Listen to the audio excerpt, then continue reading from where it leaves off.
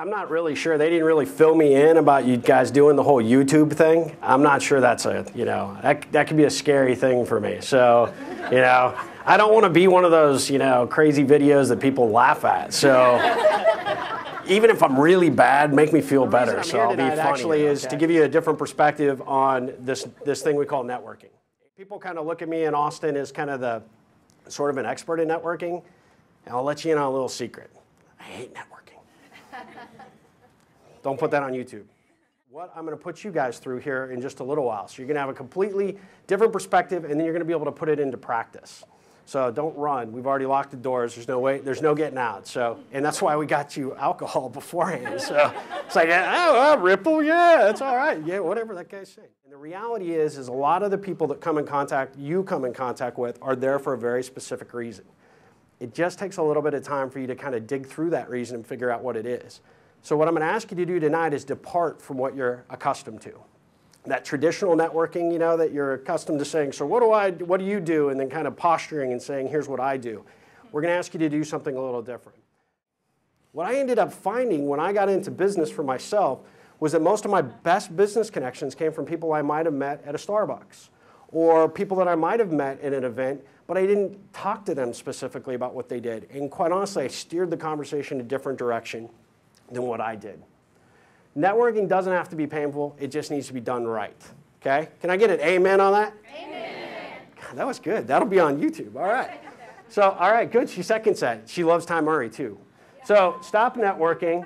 Start connecting. This is my coin phrase. This is what we talk about with this process of rippling. So what is connection? So people think about networking. They think you got to get out there and you got to do this stuff. But in my opinion, networking is not so much about that aspect. It's about connecting with other people. It's about two or more people coming together to create something bigger than they can create alone. If you think about that, it's a huge avenue. What do you do? How do you do it? Well, when you're myopic and you're only focused on that, then you miss a lot of key things.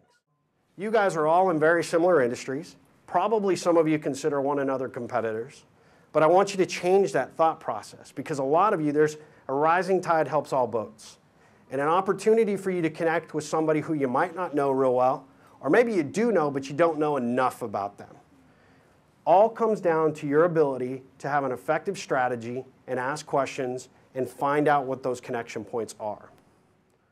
There are two things I want to share with you in terms of my philosophy.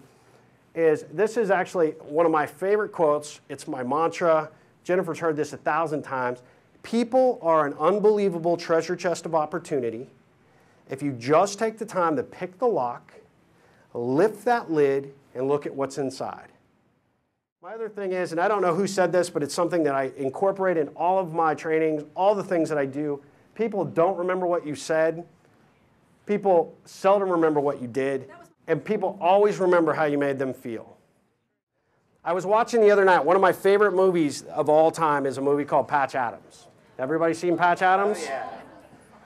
So Patch Adams, his famous question, it's in the movie a little bit, but his famous question is asking every single patient, what inspires you?